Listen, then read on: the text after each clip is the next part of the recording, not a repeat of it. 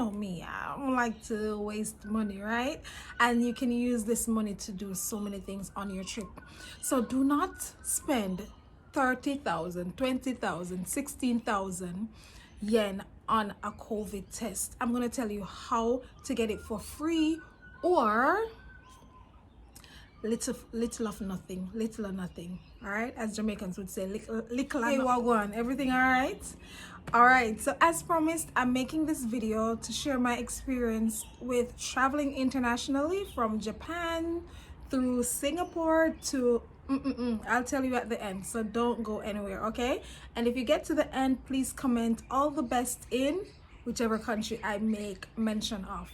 So as we know, it is a pandemic period and there are so many requirements for traveling internationally, even domestically. Some of the rules are being lapsed now. A lot of them are being lapsed. Like even where I am, they don't wear masks.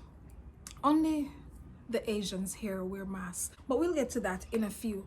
All right, so I'm gonna tell you my trip from planning to arrival. First of all, you need to plan, right? For me, I make lists, and I make lists with or in order of priority. I re-list and cross off and tick off.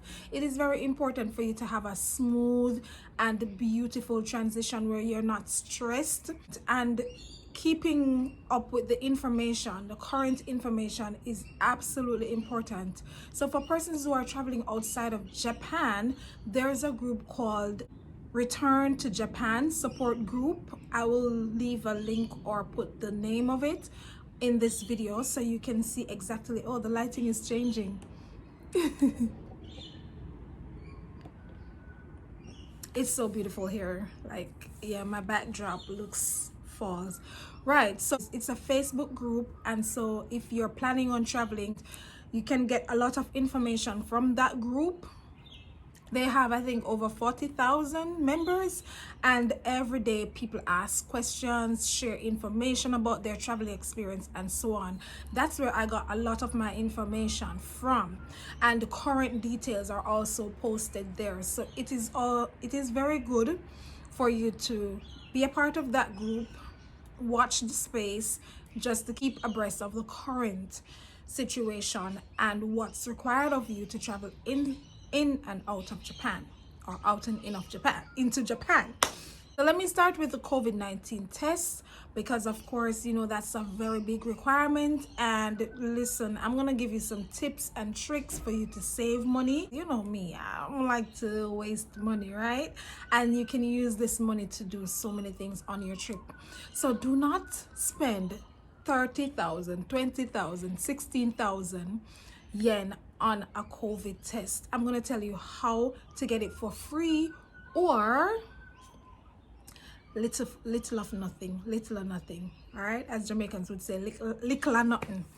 Okay, I'm so excited about this part because I only paid 3,200 yen for my COVID test, and there are two tests you have, and you need to check with your airline for the test, or the country of destination for the test that's required, because some will allow you to do like a rapid antigen test, while others will only accept the PCR test. Okay, but in any case, what I'm going to share with you and the company that I'm going to tell you about, there is a way to get it for free or cheap. So let's get into it. So the name of this company is Connoisseur Group. I'm not sure if I'm pronouncing it correctly. It's quite possible that it's wrong. I'll put the name of it in this video. What you do is register on their website, make a reservation to do the test. If you're doing the test, and as I said before, this is for people who are living in Japan, okay? I'm not sure if they have offices outside of Japan. I'm just talking about Japanese being able to do it in Japan, and this is my experience. Okay, again, this is my experience. Please check with your airlines. Please check the latest news and updates as to what is required of you, because things change really fast. So the Connoisseur Group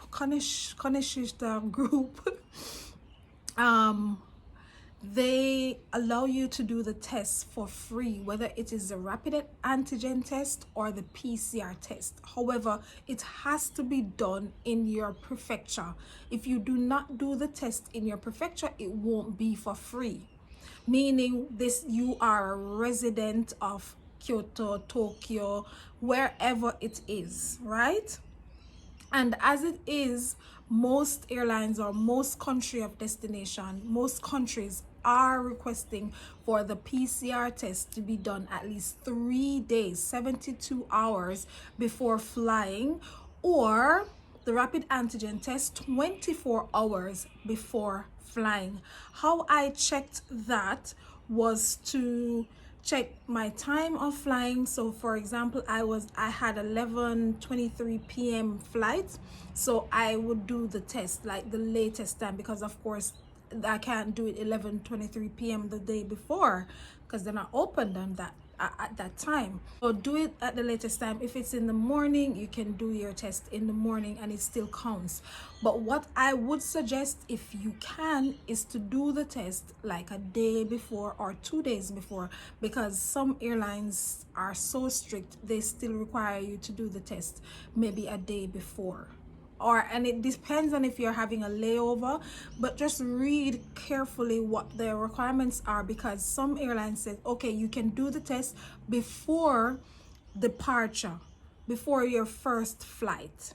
All right, so even when you get to the final destination, it should be okay. And I'm going to tell you my experience with all of that, so just bear with me. So the Connoisseur Test, what they do is offer you the PCR test for 3,200 yen and the rapid antigen test for 1,900 yen.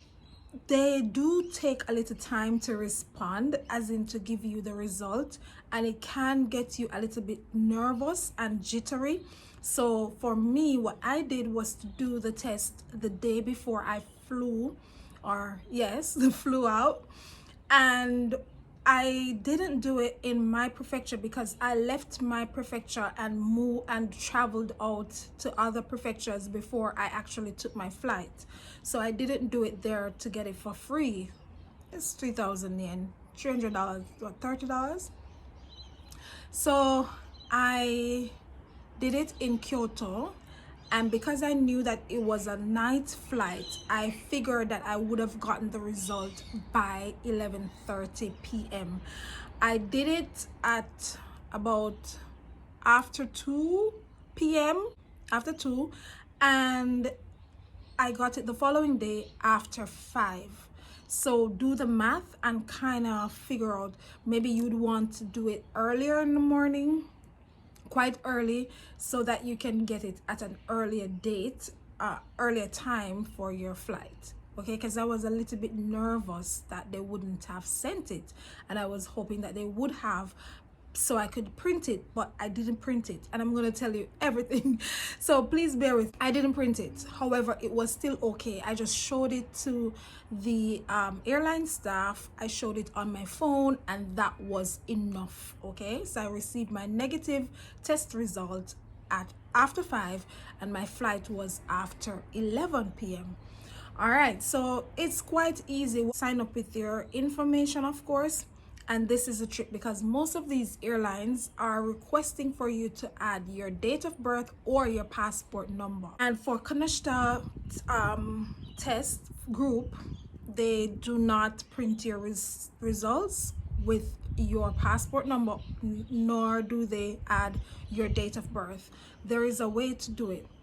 In the first line where you're expected to add hiragana, you add your name in English. In the second line where you're expected to add your name in katakana, you add the words passport number, 2 words, passport number, for the first line, and for the second line you add your actual passport number, A6 blah blah blah 235, whatever it may be.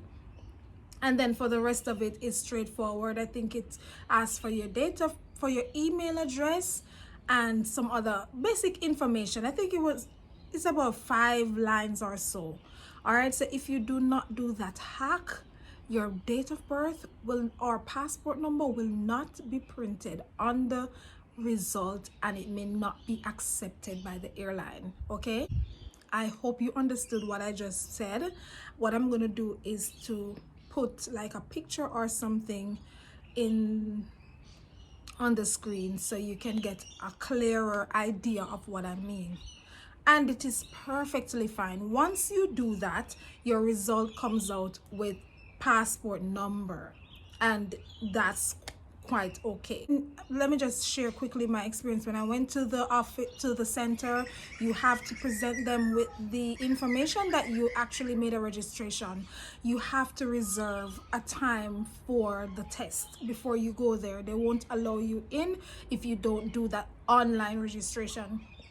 Even if you're gonna do the online registration right there and then, you know Japan, this is just the rules, and they don't accept cash. Okay, so make sure that you go there with your card, or what I use is my eCoca card. I had enough money on it, so you can use your eCoca card as well. I think ePay and some other options are also available, but they don't accept cash at the center. When you go there, you show them your reservation, and they direct you to a booth where you get a bit of privacy, enough sufficient privacy to do the spitting, whatever that's the one they did the saliva, not the nostril one. Okay, and that was perfectly accepted once it is a PCR and it came out negative. Moving on from the test, another very important thing to note is your luggage capacity. So you need to check with your airlines what they allow for the ticket that you purchase. For me, I purchased economy, though I flew first class, because I'm gonna tell you how I flew first class and how I got those beautiful shots in just a minute. I hope I remember all of these things. All right, so whatever ticket you book for, you need to check the luggage capacity. And what really helped me out a lot with that was my luggage scale, baby. Oh my gosh, listen, I use that scale like every time I was packing. I would just check to see what the current weight was, because my luggage allowance was 25 kg. They may allow up to 29 kg. So what I did was to leave a little space, because I was traveling around Japan, meeting up with people and all of that, and I knew that I probably would have seen some things that I want to buy, and for my trip. So I left a little space while others were there taking out clothes, going back and forth to the scale to make sure that their luggage was, I was like, all checked in and just waiting, baby. Actually, I wanted to add some things to my luggage, and so the airline staff told me, the receptionist told me, okay, sure, you can add it. When I added those, it was exactly 29 kg, and she was like, oh, perfect. I was like, yeah, baby. So get you a luggage scale. I got mine from Amazon. It was something like 1,000 something yen. It's not expensive and it's very effective. It can be a little bit hard to use because you have to be lifting the weight, but it works. And trust me, it saved me a lot of stress. That's one of the things I would suggest as in terms of traveling with luggages. For Singapore Airline, they only allow you to check on one bag. I think that was for the economy class. I was only allowed one bag. I had a duffel bag with a little bit of extra stuff, and the lady told me, okay, you can bring that on the cabin. I was surprised they didn't charge me for it, because I was just, I was willing to pay for it, because I thought they would have charged me to say it's extra weight. But they said, okay, you can bring that onto the cabin. So I brought my little duffel bag along with my carry-on, and of course my knapsack. Okay, I wanted to look cute with a nice little dainty handbag for my personal bag, but logically, and yeah, it was wiser for me to take my colorful, some people say it's ugly, so of course, you know, Japanese always say everything is kawaii, but the functionality of it made much sense because it had a lot of pockets. I was able to put other things in the pockets and just pack that bag. So in my personal bag, I had my some personal toiletries and items that, if just in case I need those on the plane, like wipes and hand sanitizers, extra masks, my laptop. I think I forgot to mention that another thing that I also did was to create a file with all my important documents, including my vaccine, passport, and my travel documents. So these are very important, and make sure that you have these like very handy. I also have some cash in here, some Australian dollars, so wherever you're traveling to, my passport is in here, right? So all my travel documents, insurance, everything is placed in one folder, so it's easily accessible. For more traveling tips, if you want more of that, you can let me know, because I've been watching like a whole lot of videos and I have a lot of it. I have a bit of experience now, so I can share on that. So I will just move on from there and I'll tell you my experience when booking in.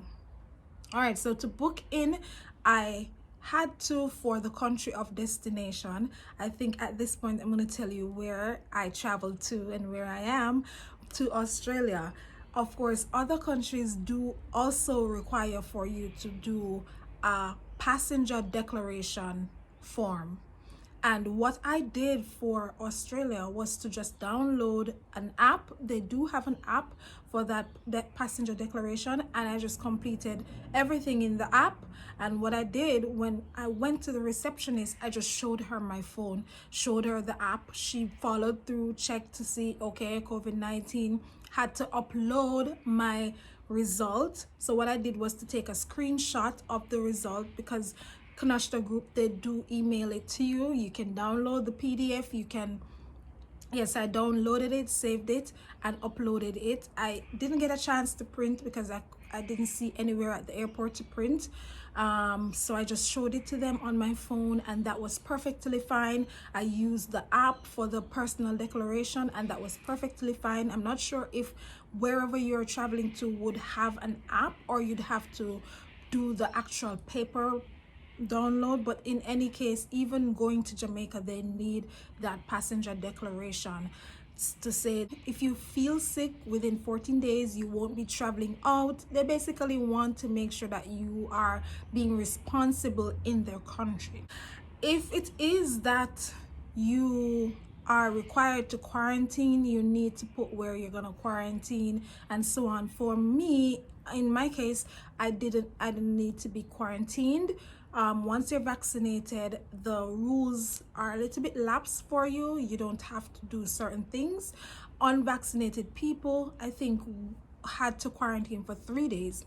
But for me, I just went straight to my hotel or house, wherever you're staying, you go there and then do a rapid test within 24 hours. If it's positive, then you'll inform them. If not, you're fine. So I did my rapid test, and of course it was okay.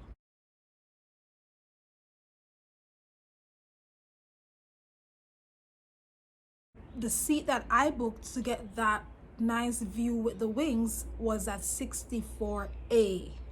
All right, so 64A gives you and that the flight on the wings. If you are a new flyer or you haven't flown in a long time, then you might be a little bit scared sitting there because you feel a bit of the turbulence in that seat. Okay, for me, if you're not getting the view, we're not going.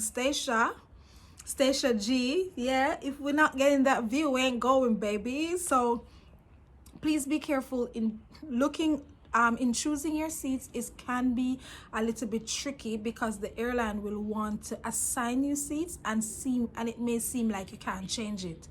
but just insist on going back to your, what I did was to download an app for Singapore Airlines, so you can easily manage your bookings there and go on, change seats and so on. Some airlines require you to pay extra to change the seats.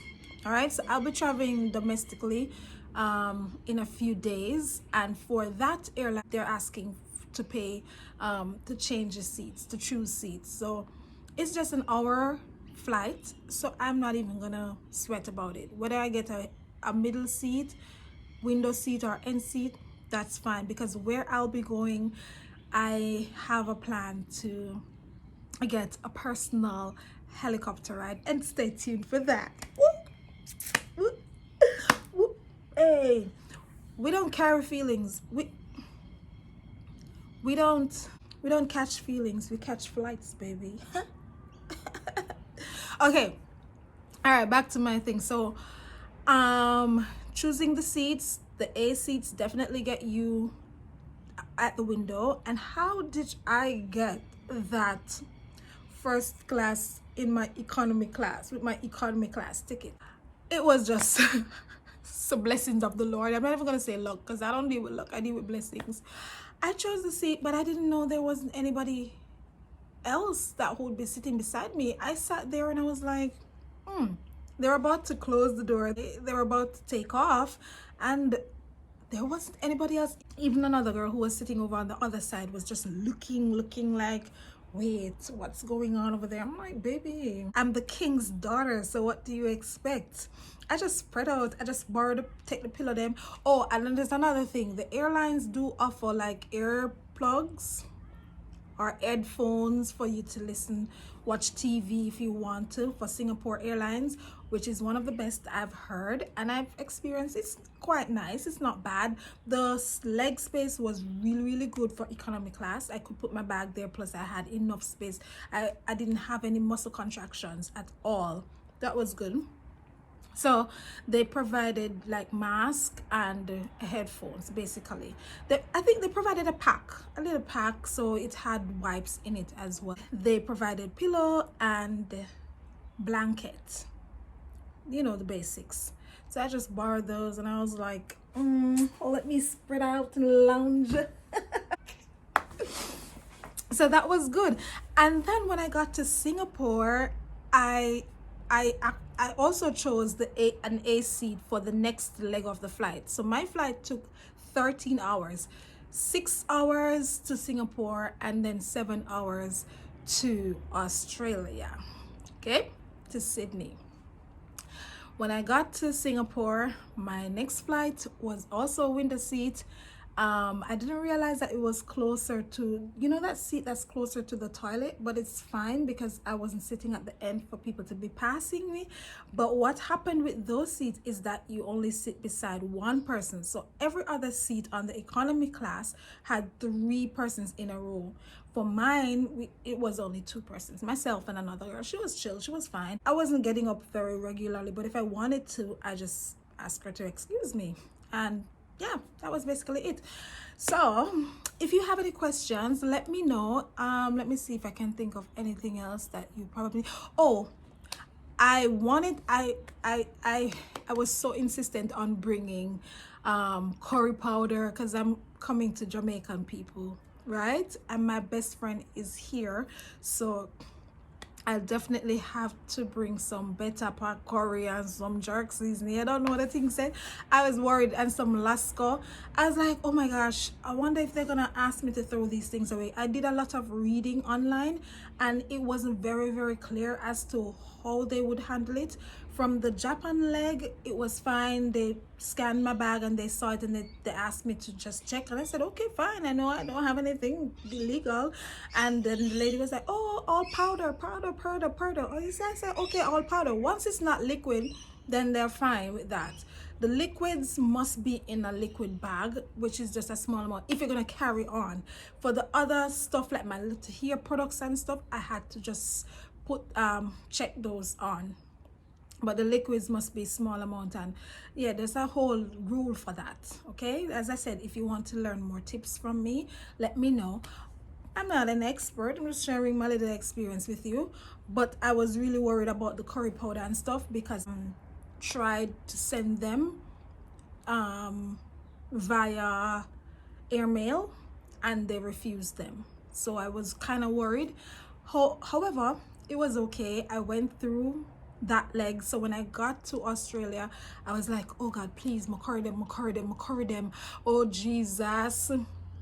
Because even if the jerk season never work, I was like, better pack curry no easy if you come by. And I hear that they're kind of scarce now too. And I saved those. You remember the video where my sister sent me a care package? Yes, from that I saved them. You know, hey, at one point I even drank one of the big Lasco from Japan, because I was like, let me make sure drink this stuff just in case them show with that. At least me the drink that in my belly.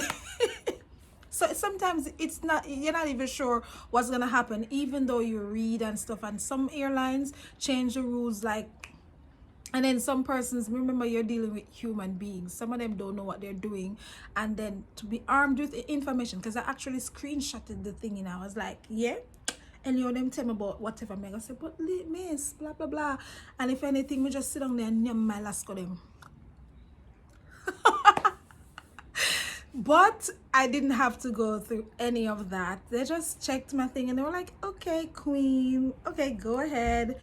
When I got here, they didn't scan my bag again. I just went through, did the declaration thing and something, and my curry powder, jerk seasoning, Coral jerk seasoning, oh no, that joke, who remember the joke, and my Lasco are all safe. Okay, and then I got picked up from the airport. My friend came to pick me up, and that was basically it. I just came straight to the house, and I didn't have to quarantine or anything, right? So stay tuned for more information on my traveling around Australia. And I'm sure a lot of you will have a lot of questions. How did I get my visa? How long did it take? I'll just tell you quickly that my visa took me 3 days.